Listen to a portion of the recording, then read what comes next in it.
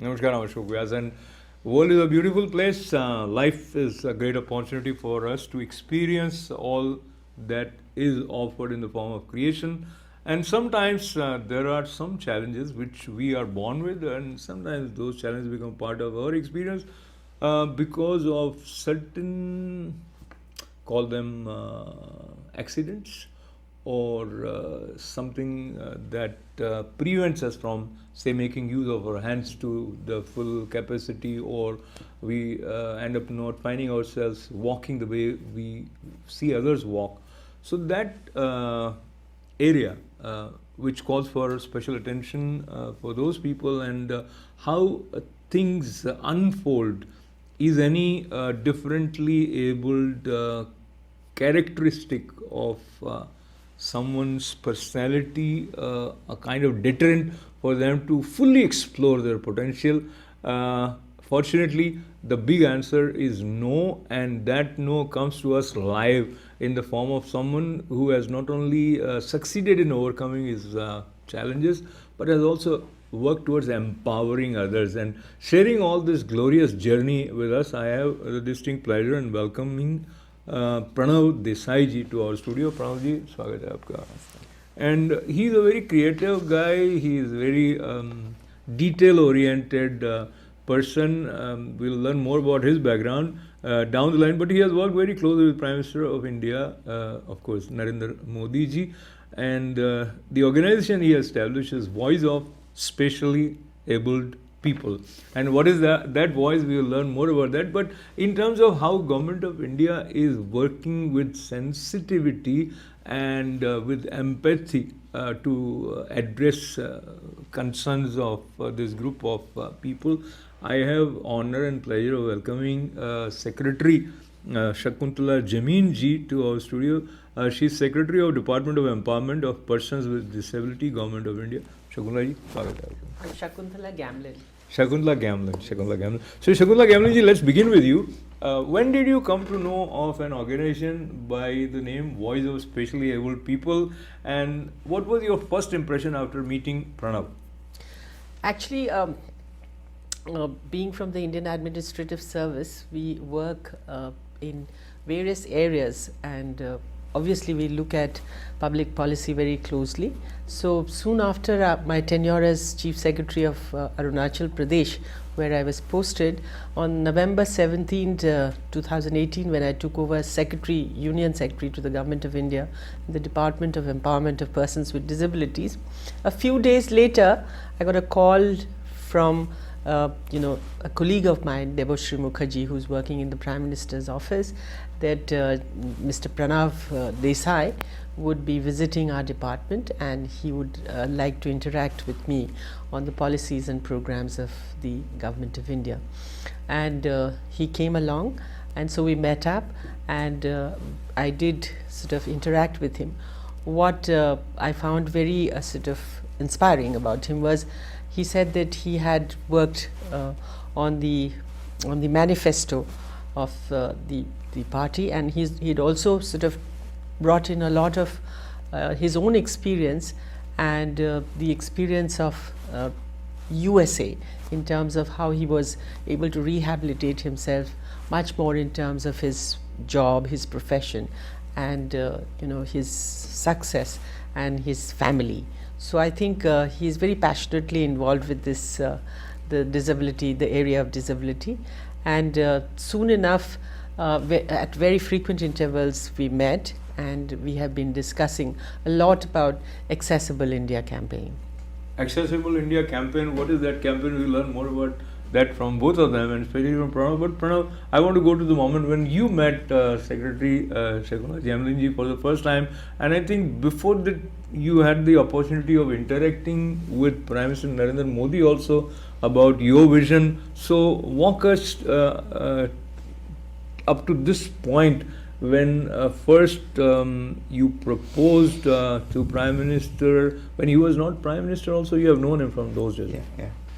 So yes, I know our Honorable Prime Minister Narendra Modi ji since 1988, when I was in early engineering college. Our relationships were at a very different level, I would say. where I want to do something for the country, and I was very inspired by his leadership at that time, since that time. And he knew my passion. So when the right time came, I took much more deep interest, and I shared that, my willingness to help out what I have seen in America. I lived 30 years in India, 20 years in America. So there are a lot of things that we can learn from America on the infrastructure side, on the solutions, on the legal framework, all of that. How can we bring to India so that India can also become like America? With that passion in core of the heart, which he knows, I got an opportunity to work closely with him at the manifesto level. You can find my video, Pranav Desai Vision 2020, all what I was talking before when he was contesting 2014 election.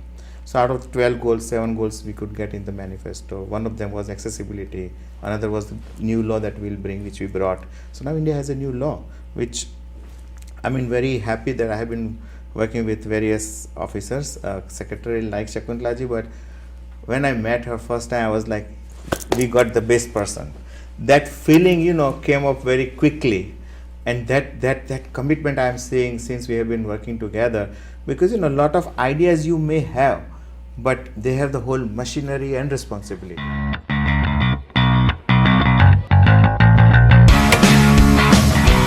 Our team has to win this time.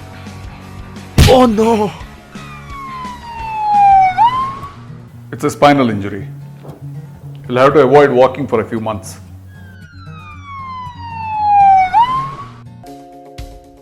This is hard.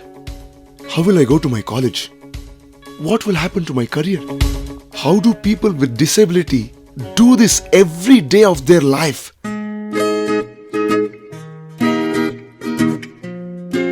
हाँ, हम ramps जरूर लगवाएंगे.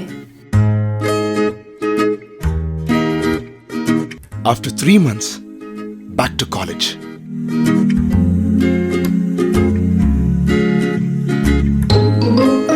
I urge all of you to come together, join Voice of SAP. We are delighted to have both of them here at our studio, and I'm sure you want to learn more about the Accessibility India campaign, and who is a better person to give us some outlines of how since 2015 this campaign is serving the need of specially abled people, and what are the future programs related to Accessibility India campaign. Yes, the Accessible India campaign started in the year 2015, and basically it aimed at removing the barrier-free, sort of making a barrier-free environment and making the ecosystem sort of accessible for these specially abled persons, in view of the fact that most of them would be on wheelchairs or would be walking with sort of a smart cane. Since we are talking of disabled persons of 21 categories, which would include the visually impaired, hearing impaired, the locomotor disability, the intellectual developmental disabilities, and also the people who are suffering from, say, chronic neurological disorder or cerebral palsy, autism spectrum disorder, and also thalassemia, hemophilia, and blood disorders. So when we look at disabilities, we're looking at a very inclusive society, and we obviously cannot achieve an inclusive society in terms of its goal and targets that we are setting out to achieve, unless we make the ecosystem sort of barrier free for them. So in that sense, we needed to look at 3 pillars. One is the built-in environment, which is the buildings, and this buildings such as the government buildings, or the buildings which are accessed mostly by the public, especially the specially abled persons, like the departments or the hospitals, the sports complexes, and the institutions, as the case may be. Then the transportation systems, which means the buses, also making the airports, railway stations accessible, and then the ICT, which is the information communication technology, where you have the public domain information of the government. So for the state governments, we provided financial assistance for a few targeted buildings, and some of the public domain websites of the state governments. And for the buildings, as in the case of the central government buildings and the railways and civil aviations, we wanted basically the international guidelines or the national guidelines to be made out in a manner which is sort of mandatory for any construction purposes and for making the airports and railway stations accessible. So we have worked together with all the departments, and as the department head, the secretary, I coordinate with all the various ministries. We also have the cabinet secretary, who's the head of all the secretaries and who sort of guides and advises the cabinet for all the cabinet decisions. He sort of chairs a committee of secretaries meeting, and we have achieved a lot of milestones. We have actually got a guideline issued by the finance ministry that no proposals for public buildings or for any government infrastructure will be sort of will get a expenditure finance committee clearance unless they conform to the standards of meeting the accessibility features that are required and prescribed. But of course that needed to be followed up with certain mandatory legal and sort of statutory amendments in the law, because most of the subjects like transportation, education would be sort of both the center and both the central government, the federal government and the provinces. So we needed to see that those amendments were brought in. So the Department of Urban Development has actually introduced the building bylaws and the national building construction codes that have all the inherent components of accessible features in a building, and those have been all sort of intimated to the state governments. As you know, the disabilities is more a state government and a local self-government subject, but in terms of leadership and in terms of giving direction, this department was created, and the Rights of Persons with Disabilities Act was actually passed in 2016, notified in April 2017. So a lot of awareness and a lot of statutory legal obligations needed to be met before we really created a very universal, all pervasive kind of an awareness campaign. On the transportation side, we needed to have the bus body codes specifications. Railways also needed to make sort of specifications of coaches plus their platforms and the kind of seamless accessibility that they would be able to provide for the disabled persons. We also have the ICT, what kind of font size, the contents, you know, the text to speech for the visually impaired, and for the hearing impaired, the color codes, you know, and the visibility of the contents.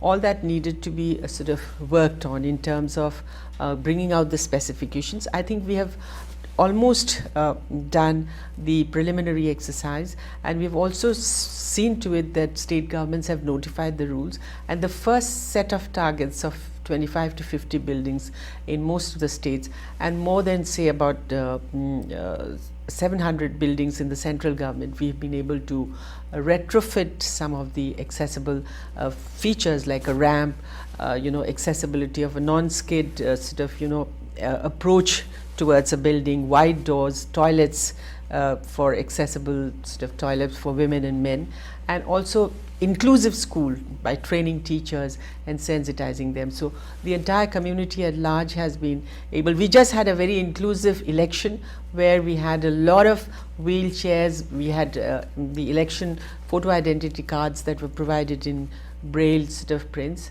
So I think disability under the leadership of the Prime Minister of India is doing very well. I think we only need to look at now the second level reforms, and we need to push in those guidelines in a manner which is sort of inherently incorporated in all the detailed project reports and the implementation. I just feel like clapping for the way exhaustive and thorough addressing different kind of differently abled people, their concerns, potential places where they might need some special attention to have proper access, be it airports, railways, at different office buildings. So amazing, and I join Pranav in expressing my special wow in terms of her ability to absorb all this, creatively think, and work with the team. So we are delighted and happy and encouraged to have secretary like Shakuntala Gamlin ji, and especially heading such an important organization.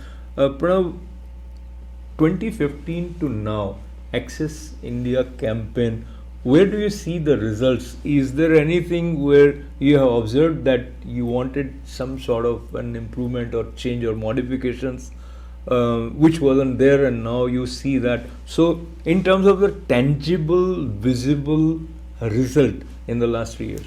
See, like she said, right, the past term or the past 3-4 years was more to have legislative compliance, framework, standards, policies, everything put in place, because in a democratic society you cannot have things done overnight, right? So if the new buildings will not, if the will not have this compliance, they will have to comply to that. That's what is the last 3 years. We have seen on the ground lot of awareness, because that's where I say that people also have to become more serious. See, in a democracy, people have to ask for the accessibility. Tell me how many people who are not specially able are ignoring the fact that this bank or this ATM also needs to be accessible for somebody in wheelchair. Till the time it doesn't become a Jan Andolan, mass movement, that I do not think that you will see masses of buildings being changed. And that's why we play that important partnership role with government to create this mass movement. We have 8,000 volunteers on the ground right now, thousands of buildings. So I would say, yes, there are many airports, railway stations. Yes, they are getting completely upgraded. Banks have passed the circulars, but that requires advocacy. So our volunteers met with the general manager of Bank of Baroda in Ahmedabad. He notified 78 banks to put a ramp and things like that. That is where I think the advocacy is very important. As an organization, we are talking constantly to the leadership of Jain Derasars. So there are thousands of Jain temples which are not accessible. So talking directly to Kalyanji Anandji, talking to the similarly organizations like Swami Narayan Temple. They are all accessible in America. They need to be accessible in India. So our advocacy also has to, I think, for the success of Accessible India campaign, government can do as much as they have to do with the policy, framework, code, compliance. And I think now hopefully we'll have more penalty also, which is in the law. I think after 5 years it kicks in, the penalty part. So if you are not retrofitted, there will be more consequences. So there is a cost of not doing it. So I think many new buildings, there is a trend, and again it's part of that creating awareness. The new building, apartment building coming up, they'll put that our apartment is fully accessible. This type of advertisements have started coming in Ahmedabad. So this is where I think the change has to percolate across the nation. So we as an organization are having 19 chapters, but very much in Gujarat. We obviously have to do more with governments, have to go around across the country, because these things are doable when you sensitize people, and then government legislation and framework is already there to kind of push it through the system. If you are meeting a collector and if he is not sensitive, you can refer that, hey, Government of India has a new law. Mr. Collector, we need this in the whole district. So there are 540 collectors, like a CEO of the country. They have to implement this, but they need to be having those policy directives, which I think is very good. So I think in coming years we are looking for multiple buildings coming along. It can go multiple ways, like bank. RBI can do notification that no loan will be given to private sector if they do not have a accessibility audit supplied. Immediately we'll see private sector coming along. So like we see in America, there are consequences under ADA Act, huge penalties. Even if the little mistake you have done, you will be facing suit. We do not have that culture in India, but I think somewhere the balance will be required with the penalties and the people's participation.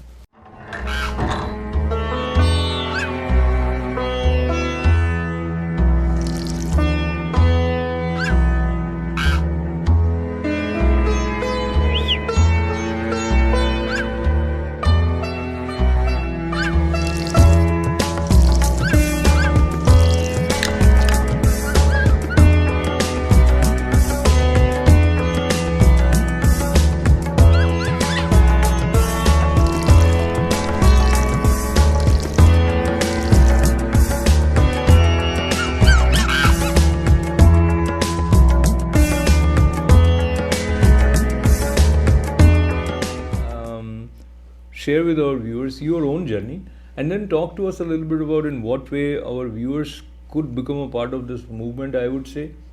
Sure. First of all, my journey, have a polio since the age of 4. Did electronics engineering MBA. So my journey is inclusion in pockets in India. So I studied in a regular school and kind of helped me grow to my potential. I was never in a government job. I was in a private sector, very competitive workplace environment after doing MBA. I'm working here as a vice president with one of the top 6 IT services company, Nippon Telegraph Telephone.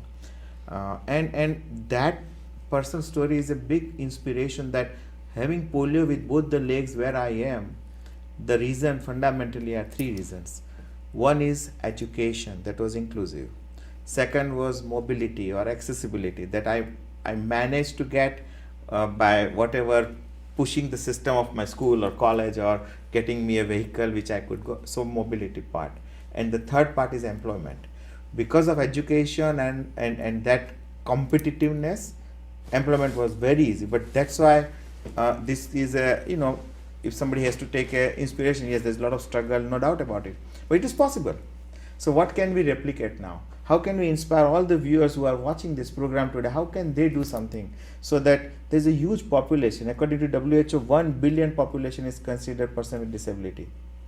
How can we help? And majority if it's now, because India being the large country in the world, largest 1.3 billion, the majority population is in India. So we as NRI, we have created this Voice of SAP platform where if you love your country, which many of us do love, if you have a sensitivity to do something for somebody, because no matter what money you have, and I'm meeting constantly with billionaires and millionaires and who are nice people, they say that if they would have come to know about what we are doing right now at their young age, they would not have become billionaire, because that is so satisfying for them to be engaged into this type of transformation. And don't forget one thing, that United Nations role, that in America we can take things for granted that everything is accessible, but world is not. So this has become a 21st century social inclusion for United Nations also. Like last century was women's inclusion, women empowerment. This century is how to mainstream disabled people, empowerment of specially able people worldwide. That's why 177 countries have to come together. There is a 3-day conference for which Secretary Madam has come, I have come. We are a United Nations accredited partner as an organization. So if somebody in America wants to do really something meaningful in India, 2 things. On our WhatsApp mobile app, take a volunteering pledge. Show the empathy that yes, I am here to do something, whatever I can for the people with disability. No sympathy. Sympathy doesn't take you anywhere. There has to be empathy. And you can show empathy only by taking a volunteering pledge. The Chief of United Nations, CRPD, has also taken a pledge. Thankful to say Secretary Madam has taken pledge, and many corporate leaders, including my own company's president and board of directors. So point is that if you bring those leaders into the pool of people who can do something with a pledge, I request everybody to do that. And second is, adopt your school where you went in India, or a neighborhood temple in India where you could go as a child to that temple, but unfortunately your mother or father, because of some knee problem and all that, same temple they cannot go. Now, is this acceptable to you as a proud son or daughter living in America? Oh, my mother cannot go to this. Get the ramp. Speak for it. So my point is, NRI have a lot more to do. Our we have 1,000 volunteers in America. They are doing lot of great things for this cause. So it's a collective outcome, and everybody can join and share their passion that yes, I want to do something for people with disability. We just want to do a lot, and I want to thank Secretary Department of Empowerment of Persons with Disability, Shakuntala Gamlin ji. Such an honor and pleasure to have you with us here. And I also want to thank this great source of inspiration, founder of a very important creative organization, I would say, Voice of Specially Abled People, Pranav Desai ji. Thank you. Thank you very much. Your story is truly inspiring, and when you sit with such positive people, you feel like doing something. And that feeling is, I believe, a great gift which both of them have given to us today. Once again, I gratefully acknowledge your contribution. much. Thank you, sir. With lots of good wishes and of course commitment that we would also do our part. Take your pledge. Take your pledge. Yes. Namaste.